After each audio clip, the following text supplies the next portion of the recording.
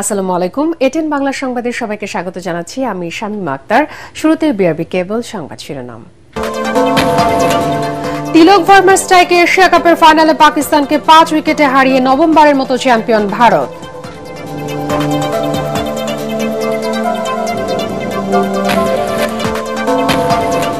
খাগড়াছড়িতে অবরোধ ও 144 ধারার মধ্যে সংঘর্ষ, সন্ত্রাসী হামলায় 3 জন নিহত, 13 সেনা সদস্য, পুলিশ সহ আহত 30। স্বরাষ্ট্র মন্ত্রণালয়ের দুঃখ প্রকাশ। গ্রহণযোগ্য নির্বাচন আয়োজনে ইসি প্রতিশ্রুতিবদ্ধ। মাসব্যাপী সংলাপের উদ্বোধনীতে সিইসি ভোট বানচালের বিরুদ্ধে সতর্ক থাকার আহ্বান বিশিষ্টজনদের। বিএনপি জামায়াত ভাগ বাটোয়ারা করে দেশের সবকিছু দখলে নিয়েছে মন্তব্য তথ্য উপদেষ্টার। 2 মাসের মধ্যে সাংবাদিকতা সুরক্ষা অধ্যাদেশ জারি।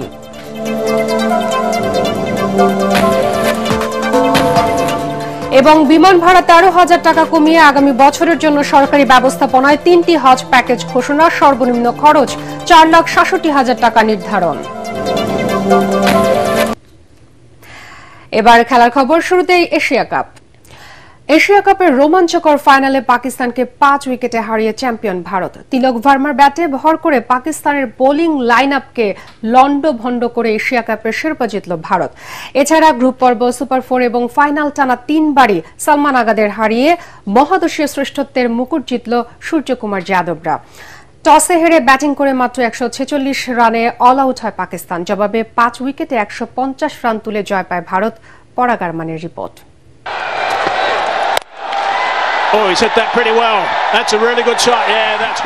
ছক্কামের জয় প্রায় সুনিশ্চিত করার লক্ষ্যে ছিলেন শিবম দুবে, পারলেন না, বাউন্ডারি লাইনে আউট হলেন। তাতে শেষ ওভারে ভারতের জয়ের জন্য প্রয়োজন ছিল 10 রানের। কোন বিপর্যয় ঘটতে দেননি তিলক ভার্মা ও রিঙ্কু সিং। অবশ্য 147 রান টার্গেটে নেমে দলের 20 রানে অভিষেক শর্মা, সূর্যকুমার যাদব আর শুভমান গিলের উইকেট হারিয়ে তীরে এসে তরি ডোবার শঙ্কায় ছিল ভারতীয় শিবির। কিন্তু সঞ্জু স্যামসনকে নিয়ে 50 বলে 57 এবং শিবম দুবেকে নিয়ে 40 বলে 60 রানের জুটি করে জয়টা নাগালে নিয়ে আসেন তিলক ভার্মা।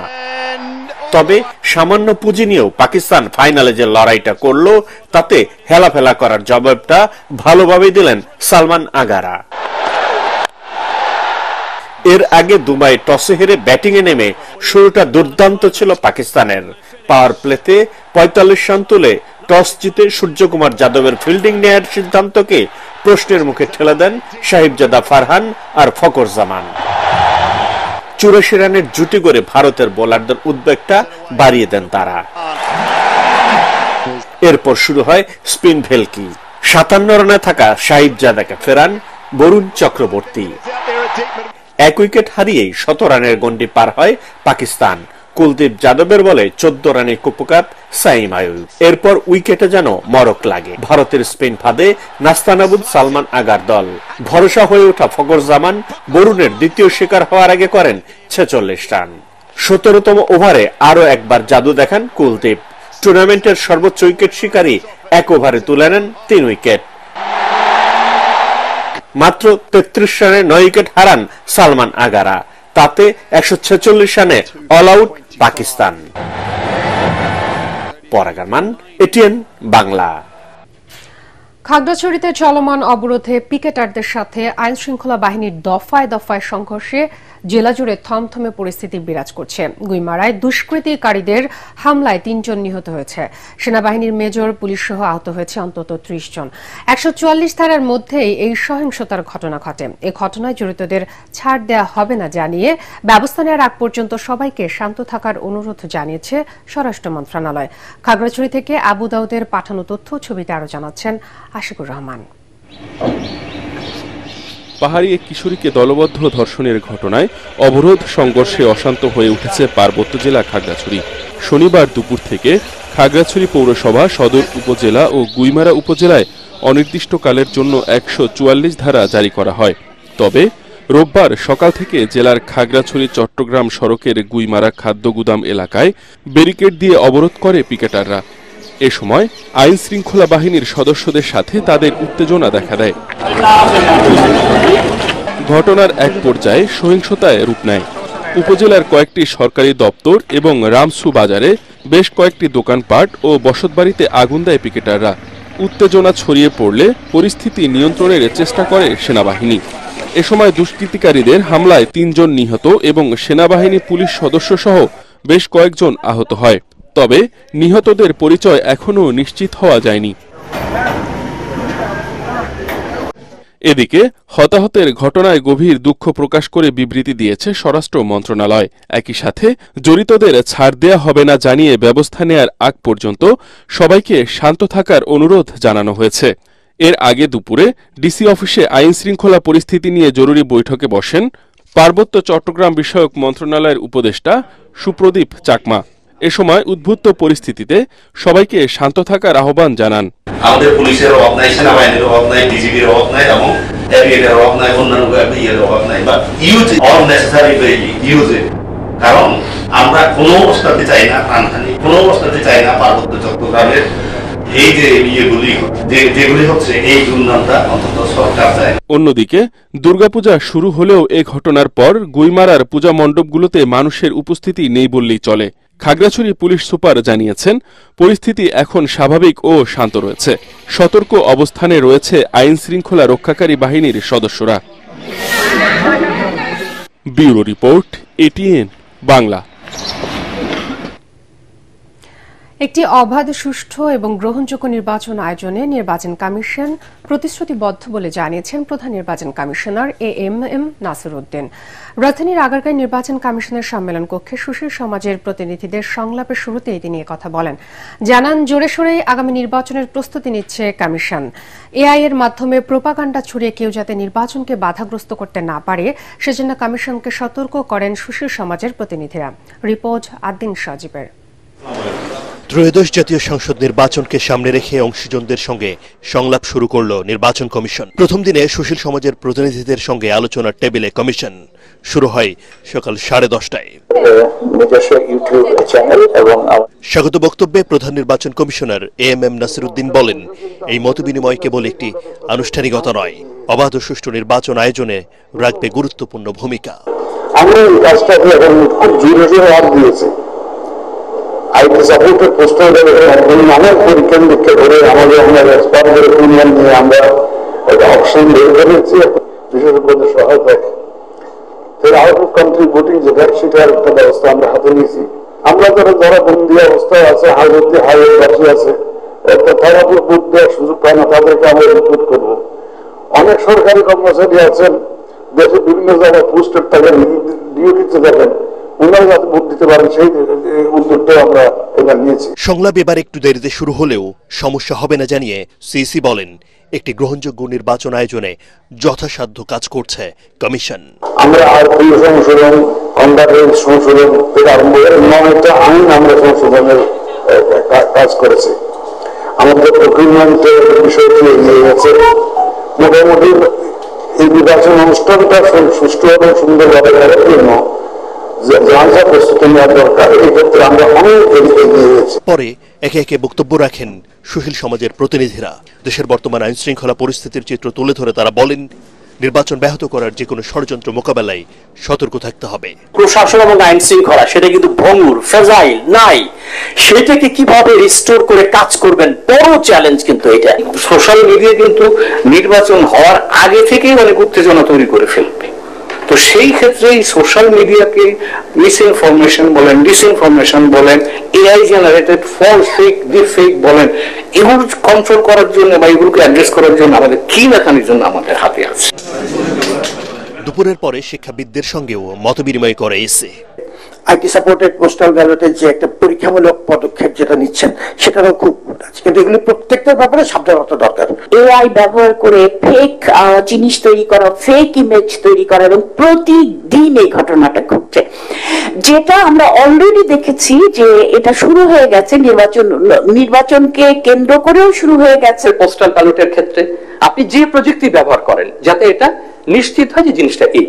মাসব্যাপী এই সংলাপে পর্যায়ক্রমে রাজনৈতিক দল, গণমাধ্যম প্রতিনিধি, নির্বাচন বিশেষজ্ঞ ও পর্যবেক্ষক এবং জুলাই যোদ্ধাদের সঙ্গেও মতবিনিময় করবে কমিশন।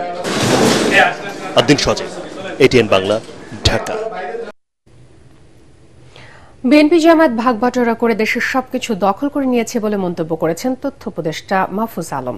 রাজধানীতে এক অনুষ্ঠানে তিনি বলেন, রাজনৈতিক দল, সিভিল মিলিটারি আমলাতন্ত্রের কারণে কোনো কিছু পরিবর্তন বা সংস্কার করা যাচ্ছে না।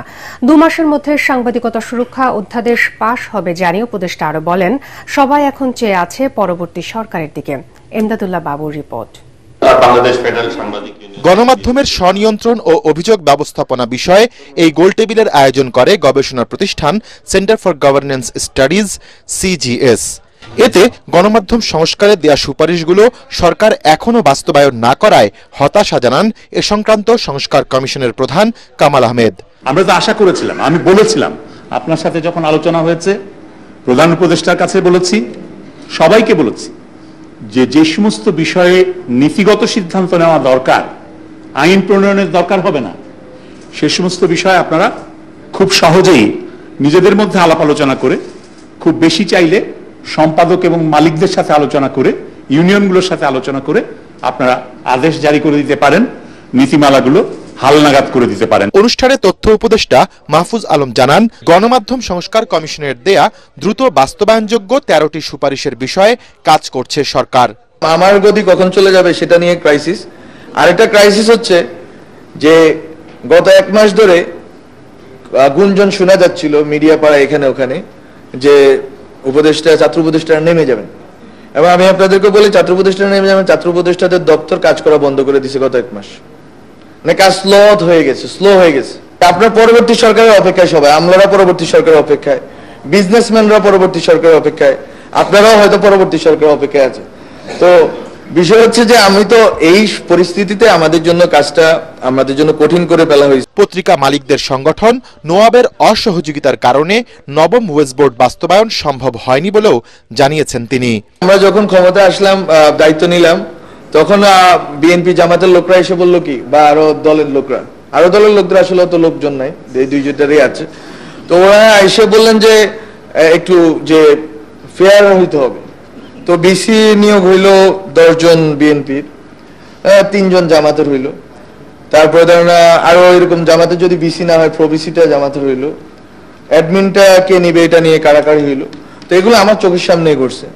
তখন কিন্তু সবাই যে এই সরকার আমাদেরকে 2 বছর 3 বছর যা সময় লাগে সংস্কার এবং বিচার করে দিয়ে তারপরে যাবে, ওনারা 4 মাসের মধ্যে ওনাদের সব লোক সেট করা হয়ে গেল। কম বেশি হইলো, কারো হয়তো 60%, কারো 80%, কারো 20%, কারো 30%। হ্যাঁ, সব লোক সেট করা শেষ। এবার ডিসেম্বর থেকে শুরু হইলো অসহযোগ। উপদেষ্টা আরো জানান, অন্তর্বর্তী সরকারের কোনো সংবাদ মাধ্যম বন্ধ করার পরিকল্পনা নেই। ইমদাদুল্লাহ বাবু, ATN বাংলা, ঢাকা। পিআর পদ্ধতি দেশের জনগণের কাছে গ্রহণযোগ্য নয় বলে মন্তব্য করেছেন বিএনপির স্থায়ী কমিটির সদস্য ডক্টর আব্দুল মঈন খান।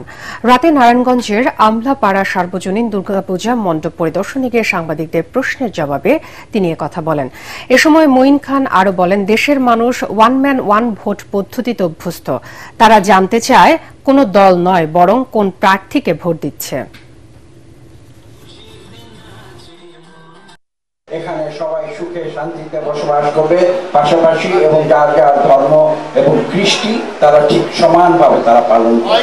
আমি বিশ্বাস করি আগামী যে নির্বাচন নিয়ে আপনি যে প্রশ্নটি করেছেন, এখানে কোনো আশঙ্কার কোনো কারণ থাকতে পারে না।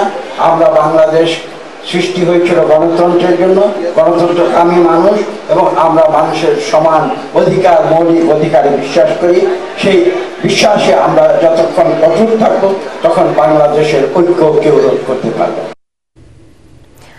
বিমান ভাড়া 13,000 টাকা কমিয়ে আগামী বছরের জন্য 3টি হজ প্যাকেজ ঘোষণা করেছে সরকার। এতে সর্বনিম্ন খরচ ধরা হয়েছে 4,67,167 টাকা, আর সর্বোচ্চ 6,90,597 টাকা পর্যন্ত। নিজ দপ্তরের সংবাদ সম্মেলনে এসব তথ্য জানিয়েছেন ধর্ম উপদেষ্টা আফম খালিদ হোসেন। বেসরকারি এজেন্সির সাধারণ হজ প্যাকেজের খরচ হবে সর্বনিম্ন 5,09,185 টাকা। এবছর 1,27,198 জন হজ পালন করার সুযোগ পাবে বলে জানান উপদেষ্টা। আরও জানাচ্ছেন ইয়াসিন রানা। এবছর সরকারিভাবে হজ পালনে 2টি প্যাকেজ থাকলেও 2026 সালে হজ যাত্রীদের জন্য 3টি প্যাকেজ ঘোষণা করেছে ধর্ম মন্ত্রণালয়। এ উপলক্ষে সচিবালয়ে নিজ দপ্তরে সংবাদ সম্মেলনে 3টি হজ প্যাকেজের বিস্তারিত তুলে ধরেন উপদেষ্টা আফম খালিদ হোসেন। এ সময় তিনি বলেন, বিমান ভাড়া কিছুটা কমানোয় আগামী বছর হজ পালনের খরচও কিছুটা কমবে। বিশেষ প্যাকেজ, এই প্যাকেজে হজ যাত্রীরা মক্কায় হারাম শরীফের বহিরাঙ্গন থেকে সর্বোচ্চ 700 মিটারের মধ্যে হোটেলে থাকবেন। এই প্যাকেজের খরচ ধরা হয়েছে 6,90,597 টাকা। এই প্যাকেজ 2, এই প্যাকেজের খরচ ধরা হয়েছে 5,58,881 টাকা। হজ প্যাকেজ 3, এটি সাশ্রয়ী হজ প্যাকেজ। এই প্যাকেজের খরচ ধরা হয়েছে 4,67,167 টাকা। চলতি বছর বেসরকারিভাবে হজ পালনে সর্বনিম্ন খরচ ধরা হয়েছিল 4,83,156 টাকা। এবার তা বাড়ানো হয়েছে। বেসরকারি মাধ্যমের সাধারণ হজ প্যাকেজ খরচ ধরা হয়েছে 5,09,185 টাকা। চাঁদ দেখা সাপেক্ষে 2026 সালের 26 মে পবিত্র হজ অনুষ্ঠিত হবে। বাংলাদেশ থেকে সম্ভাব্য 1,27,198 জন হজ পালন করতে পারবেন। আগামী 12 অক্টোবর শেষ হবে হজের নিবন্ধন কার্যক্রম। ইয়াসিন রানা, এটিএন বাংলা, ঢাকা। আগামী ডিসেম্বরে অনুষ্ঠিত হচ্ছে না অমর একুশে বইমেলা। বাংলা একাডেমির মহাপরিচালকের সই করা এক বিজ্ঞপ্তিতে এ তথ্য জানানো হয়েছে। এতে বলা হয়, আসন্ন জাতীয় নির্বাচন পরবর্তী সময়ে অমর একুশে বইমেলার আয়োজন করতে হবে। স্বরাষ্ট্র মন্ত্রণালয়ের এই সিদ্ধান্তের প্রেক্ষাপটে বাংলাদেশ পুস্তক প্রকাশক এবং বিক্রেতা সমিতি এবং সংশ্লিষ্টদের মতামতের ভিত্তিতে বইমেলা নির্ধারণ করা তারিখ স্থগিত করা হয়েছে। পরবর্তীতে প্রকাশক ও অন্য অংশীজনদের পরামর্শ অনুযায়ী নতুন তারিখ ঠিক করা হবে বলেও জানানো হয় বিজ্ঞপ্তিতে। এর আগে আগামী 17 ডিসেম্বর থেকে অমর একুশে বইমেলা শুরুর ঘোষণা দিয়েছিল বাংলা একাডেমি। মণ্ডপে মন্দিরে দেবী বন্দনার মধ্য দিয়ে শুরু হয়েছে সনাতন ধর্ম অবলম্বীদের সবচেয়ে বড় উৎসব শারদীয় দুর্গাপূজা। সন্ধ্যায় ঢাকেশ্বরী জাতীয় মন্দির সহ সারা দেশে মাতৃরূপে দেবী দুর্গাকে অধিষ্ঠিত করে দুর্গা উৎসব শুরু হয়। তবে পূজা উপলক্ষে ফ্যাসিস্ট ও ভারতের মিডিয়া গুজব ছড়ানোর চেষ্টা করছে বলে জানিয়েছেন স্বরাষ্ট্র উপদেষ্টা জাহাঙ্গীর আলম চৌধুরী। এদিকে রাজধানীতে 89টি মণ্ডপকে অধিক ঝুঁকিপূর্ণ হিসেবে চিহ্নিত করেছে ঢাকা মহানগর পুলিশ। আরো জানাচ্ছেন মুশফিকুর রহমান। বছর পেরিয়ে আবারও বাপের বাড়ি এসেছেন ভগবতী। দেবীর আগমনে শাঁখ ঢাক কাসর বাজিয়ে মহা ধুমধামে দুর্গা দেবীর আরাধনায় মজেছে ভক্তকুল। মহাষষ্ঠী উপলক্ষে রাজধানীর ঢাকেশ্বরী জাতীয় মন্দিরে বিহিত পূজা, আমন্ত্রণ ও অধিবাসের মধ্য দিয়ে আনুষ্ঠানিকভাবে শুরু হয় দুর্গাপূজা। ভক্তদের হৃদয় নিংড়ানো ভক্তি, নিষ্ঠা ও পূজার আনুষ্ঠানিকতায় সন্ধ্যায় মাতৃরূপে দেবী দুর্গাকে মণ্ডপে অধিষ্ঠিত করা হয়। ঢাকেশ্বরী জাতীয় মন্দির পরিদর্শন করে ডিএমপি কমিশনার জানান, ঢাকা মহানগরীতে এবার 254টি মন্দিরে দুর্গাপূজা হচ্ছে। এর মধ্যে 89টি মণ্ডপকে অধিক ঝুঁকিপূর্ণ হিসেবে চিহ্নিত করেছে পুলিশ। তিনি জানান, নিরাপত্তা নিশ্চিতে প্রতিটি মণ্ডপকে 4টি শ্রেণীতে ভাগ করে বিশেষ ব্যবস্থা নেওয়া হয়েছে। দুর্গাপূজা চলাকালীন সময় আইন শৃঙ্খলা সমুন্নত রাখতে নিয়মিত পুলিশের পাশাপাশি সাদা পোশাকে গোয়েন্দা পুলিশও মোতায়েন থাকবে। যে কোনো ধরনের জরুরি পরিস্থিতি মোকাবেলার জন্য সোয়াট, এক্সপ্লোসিভ রিকভারি ও bomb disposal team, dog squad ও ক্রাইম সিন টিম সার্বক্ষণিক স্ট্যান্ড বাই থাকবে। সন্ধ্যায় ঢাকেশ্বরী মন্দির পরিদর্শন করেন এনসিপির আহ্বায়ক নাহিদ ইসলাম। হিন্দু সম্প্রদায়ের মানুষ যাতে নির্বিঘ্নে পূজা উদযাপন করতে পারে তা নিশ্চিতে সরকারের প্রতি আহ্বান জানান তিনি। সারা দেশে যাতে নির্বিঘ্নে পূজা উদযাপিত হয়, সেই নিরাপত্তা যাতে নিশ্চিত করা হয়, সেজন্য সরকারের প্রতি আমাদের আহ্বান রয়েছে। এদিকে স্বরাষ্ট্র উপদেষ্টা জানিয়েছেন, পূজা উপলক্ষে গুজব ছড়ানোর চেষ্টা করছে ফ্যাসিস্টদের দোসর ও ভারতীয় মিডিয়া। পার্শ্ববর্তী দেশ এবং ফ্যাসিস্টের কিছু দোসর সবসময় একটা মিথ্যা সংবাদ স্পেশালি ইউটিউব, ফেসবুক এগুলিতে দিয়ে দেয়। এবারের পূজায় সশস্ত্র বাহিনীর 1 লাখ ও পুলিশের 70,000 সদস্য নিরাপত্তার দায়িত্বে রয়েছে বলেও জানান স্বরাষ্ট্র উপদেষ্টা। মুশফিকুর রহমান, এটিএন বাংলা, ঢাকা। পরিশোধিত বর্জ্য ফেলার কারণে দূষিত হচ্ছে নদী, মারাত্মক পরিবেশ দূষণ হচ্ছে নদী তীরবর্তী এলাকাগুলো। এমন বাস্তবতা বিরাজ করছে হবিগঞ্জে। জেলার খোয়াই, কুশিয়ারা, রত্না, ঝিংড়ি, ভেড়ামোহনা, বিজনা, শৈল্পিক নামের নদীগুলো হবিগঞ্জকে মায়ের আঁচলে ঘিরে রেখেছে। কিন্তু ভূমি ও বালুদস্যু শিল্প বর্জ্যের দূষণে অস্তিত্বই বিপন্ন হতে চলেছে নদীগুলোর। হবিগঞ্জ প্রতিনিধি আব্দুল হালিমের পাঠানো তথ্য ছবিতে আরো জানাচ্ছেন শরীফুল ইসলাম। পদ্মা, মেঘনা, যমুনা সহ অসংখ্য নদ নদীর দেশ বাংলাদেশ। বাংলার বুক জুড়ে ছড়িয়ে আছে নাম না জানা অসংখ্য নদী। সরকারি হিসেবে দেশে এই সংখ্যা 1156টি। কিন্তু দখল দূষণে হারিয়ে যাচ্ছে অনেক নদ নদী। শিল্পায়নের জন্য নদীর আশেপাশে গড়ে উঠছে ছোট বড় কলকারখানা। এর অপরিশোধিত বর্জ্য ফেলা হচ্ছে নদীতে। এতে দূষণের পাশাপাশি ঝুঁকিতে পড়ছে জীবন জীবিকা। নদীর পানি দূষিত, এদের দুর্গন্ধ এমনভাবে ছড়াচ্ছে, মানুষের জীবনে ছড়াচ্ছে। এই গোসল দেওয়ার সুযোগ নেই, পানি দুর্গন্ধে থাকা যায় না। এই পানি আমরা ব্যবহার করতাম জমির মধ্যে ফসল হিসাবে, এইগুলো এই পচা পানি তো ব্যবহার করা যাইতেছে না। অভিযোগ দেওয়ার পরও তারা এসে সরেজমিনে যদি দেখতেন যে মানুষের যে কি কষ্ট, তো নিশ্চয়ই তারা অনুধাবন করতে পারতেন। হবিগঞ্জের পরিবেশ ও জীববৈচিত্র্য রক্ষা করে সুতাং, করাঙ্গি, সোনাই, খোয়াই, কুশিয়ারার রত্না সহ অন্যান্য নদীগুলো। কারখানার বর্জ্যে দূষিত হয়ে পড়েছে এসব প্রাকৃতিক জলাধার। পরিবেশ ও মানবিক সংকট তৈরি হয়েছে নদী তীরবর্তী গ্রামগুলোতে। পরিবেশ কর্মী সহ সরকারের উচিত এসব নদীর তীরে যেসব শিল্প কারখানা গড়ে উঠছে, এইসব শিল্প কারখানার মধ্যে ইফ্লুয়েন্ট ট্রিটমেন্ট প্লান্ট বা ইটিপি প্লান্ট যাতে ব্যবহার করা হয় সেটা নিশ্চিত করা এবং নিয়মিত সেগুলো মনিটরিং করা। নদী ভরাট ও দখল করে স্থাপনা গড়ে তুলেছে ভূমিদস্যুরা। অবাধে তোলা হচ্ছে বালু, ফলে বিলীন হয়ে যাচ্ছে অনেক নদী।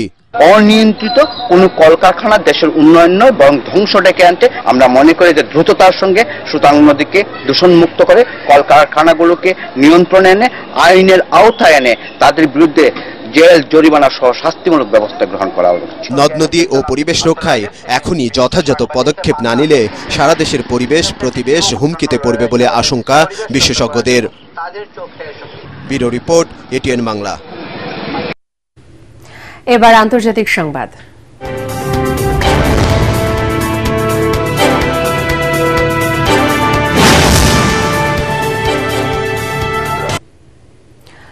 ঘুষের দায়ে চীনের সাবেক কৃষিমন্ত্রী তান রেনজিয়ানকে মৃত্যুদণ্ডের সাজা দিয়েছে দেশটির একটি আদালত।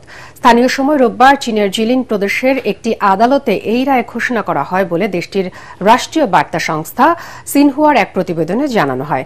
এতে বলা হয় 2007 থেকে 2024 সালের মধ্যে বিভিন্ন পদে থাকাকালীন তান রেনজিয়ান নগদ অর্থ সম্পত্তি মিলিয়ে প্রায় $38 মিলিয়ন ঘুষ গ্রহণ করেছেন। জিলিনের চ্যাংচং ইন্টারমিডিয়েট পিপলস আদালত মৃত্যুদণ্ড সাজা ঘোষণার পর তা আগামী 2 বছরের জন্য স্থগিত করেছেন।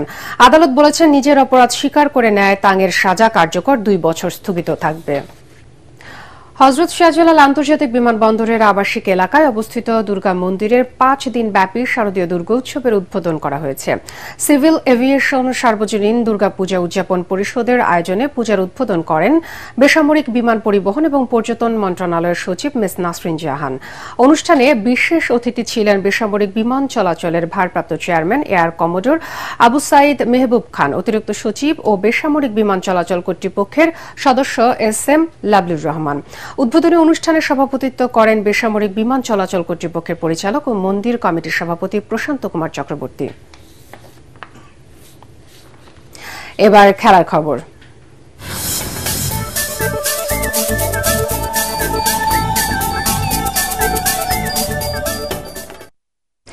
বাংলাদেশ ক্রিকেট বোর্ড বিসিবি নির্বাচনে বিনা প্রতিদ্বন্দ্বিতায় পরিচালক হতে চলেছে সাবেক স্পিনার রাজ্জাক রাজ।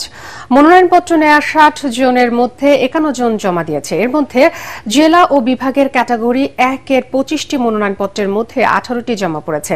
এদিকে বিসিবির সাবেক যুগ্ম সম্পাদক রফিকুল ইসলাম বাবু জানিয়েছেন, নির্বাচনে সমঝোতা হওয়ার কোনো সম্ভাবনা নেই। পরাগ আরমানের রিপোর্ট। বিসিবির নির্বাচনে উত্তাপ নেই আর আগের মতো, ঝিমিয়ে পড়েছে যেন কিছুটা। প্রতিনিধির মাধ্যমে মনোনয়নপত্র জমা দিয়েছেন আলোচিত প্রার্থী তামিম ইকবাল। তাছাড়া মনোনয়নপত্র জমা শেষেই পরিচালক হওয়া নিশ্চিত করেছেন জাতীয় দলের সাবেক স্পিনার ও খুলনার কাউন্সিলর রাজ্জাক রাজ এবং জুলফিকার আলী, সিলেটের রাহাত শামস এবং বরিশালের সাখাওয়াত হোসেন। বিনা প্রতিদ্বন্দ্বিতায় নির্বাচিত হয়েছেন তারা, তবে আনুষ্ঠানিক ঘোষণা এখনো বাকি। পরিচালক পদে মনোনয়নপত্র জমা দেওয়ার শেষ দিন ছিল আজ। বিকৃত 60টির মধ্যে জমা পড়েছে 51টি। এদিকে সভাপতি পদ নিয়ে সাবেক অধিনায়ক আমিনুল ইসলাম বুলবুল ও তামিম ইকবালের শিবিরে সমঝোতার গুঞ্জন শোনা গেলেও বাতিল করে দেন সাবেক যুগ্ম সম্পাদক রফিকুল ইসলাম বাবু। নির্বাচন করার ক্ষেত্রে সবাই কিন্তু একমত যে আমরা নির্বাচন করব, সমঝোতার ভিত্তিতে নয়। যারা যোগ্য আছে, যারা নির্বাচন করতে যায়, তারা সবাই এই ক্রিকেট বোর্ডের আসন্ন নির্বাচনে অংশগ্রহণ করবে। ক্যাটাগরি 3 থেকে প্রার্থী হয়েছেন সাবেক ক্রিকেটার দেবব্রত পাল, সাবেক অধিনায়ক খালেদ মাসুদ পাইলট এবং চট্টগ্রাম বিশ্ববিদ্যালয়ের সিরাজউদ্দিন মোহাম্মদ আলমগীর। সোমবার যাচাই বাছাই শেষে দুপুরে প্রার্থীদের খসড়া তালিকা প্রকাশ করা হবে। পরাগ আরমান, এটিএন বাংলা, ঢাকা। শেষ করার আগে বিরবি কেবল সংবাদ শিরোনাম আরো একবার। তিলক ভার্মার স্ট্রাইকে এশিয়া কাপের ফাইনালে পাকিস্তানকে 5 উইকেটে হারিয়ে নবমবারের মতো চ্যাম্পিয়ন ভারত।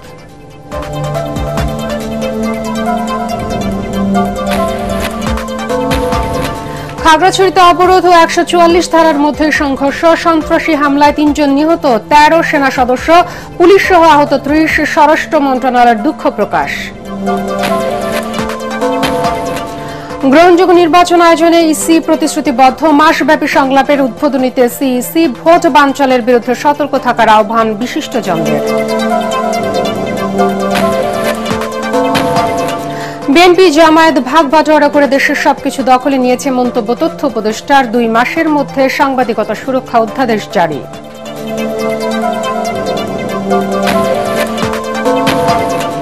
এবং বিমান ভাড়া 13,000 টাকা কমিয়ে আগামী বছরের জন্য সরকারি ব্যবস্থাপনায় 3টি হজ প্যাকেজ ঘোষণা। সর্বনিম্ন খরচ 4,67,000 টাকা নির্ধারণ। পরবর্তী সংবাদ দেখার আমন্ত্রণ জানিয়ে এখনকার মতো শেষ করছি। এটিএন বাংলা সংবাদ ইউটিউবে দেখতে ব্রাউজ করুন youtube/এটিএন বাংলা নিউজ। এতক্ষণ সাথে থাকার জন্য ধন্যবাদ সবাইকে।